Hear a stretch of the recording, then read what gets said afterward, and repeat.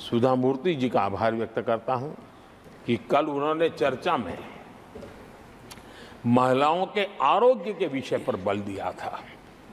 सुधा मूर्ति जी का आभार व्यक्त करता हूं कि कल उन्होंने चर्चा में महिलाओं के आरोग्य के विषय पर बल दिया था। मैं आदरणीय सांसद सुधा मूर्ति जी का आभार व्यक्त करता हूं कि कल उन्होंने चर्चा में महिलाओं के आरोग्य के विषय पर बल दिया था और उसका महात्म्य क्या है, उसकी आवश्यकता क्या है, उस पर बड़े विस्तार से उन्होंने कहा था।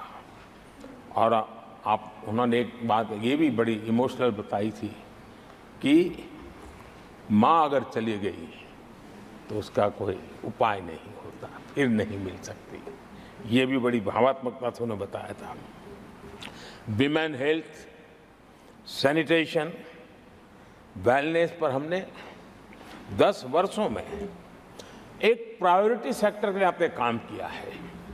आदरणीय सभापति जी, टॉयलेट हो, सैनिटरी पैड्स हो, गैस कनेक्शन हो, प्रेगनेंसी के दौरान वैक्सीनेशन की व्यवस्था हो और इसका फायदा हमारे देश की माताओं बहनों को मिला है।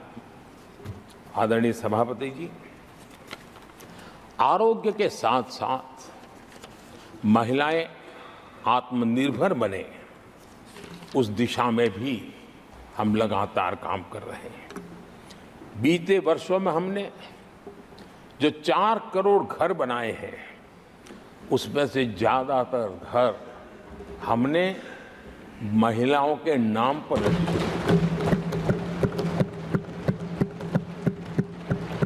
बैंकों में खाते खुलने से, मुद्रा और सुकन्या समृद्धि जैसी योजना से आर्थिक फैसलों में महिलाओं की भूमिका भी बढ़ी है, भागीदारी भी बढ़ी है और एक प्रकार से वो परिवार में भी अब निर्णय प्रक्रिया का हिस्सा बनने लगी है। आदरणीय सभापति जी, विमेन सेल्फ हेल्प ग्रुप्स, उससे जुड़ी 10 करोड़ बहनें, उनका आत्मविश्वास तो बढ़ा ही बढ़ा है, उनकी आय भी बढ़ी है। अभी तक 1 करोड़ बहनें जो ये सेल्फ हेल्प ग्रुप में काम करती हैं, छोटा छोटा गांव में कारोबार करती है, मिल करके करती है, किसी गांव वालों की भी नजर नहीं जाती इनकी तरफ। आज मैं बड़े गर्व से कह सकता हूं कि उन्हीं में से 1 करोड़ बहनें लखपति दीदी बनी और हम आने वाले समय में ये आंकड़ा 3 करोड़ बहनों को लखपति दीदी बनाने की दिशा में बढ़ा रहे हैं। आदरणीय सभापति जी, सरकार का प्रयास है कि हर नए सेक्टर को हमारी महिलाएं लीड करें, वो अगुवाई करें, उस दिशा में हम प्रयास कर रहे हैं। नई टेक्नोलॉजी आती है, लेकिन महिलाओं के नसीब बहुत बहुत आखिर में आती है।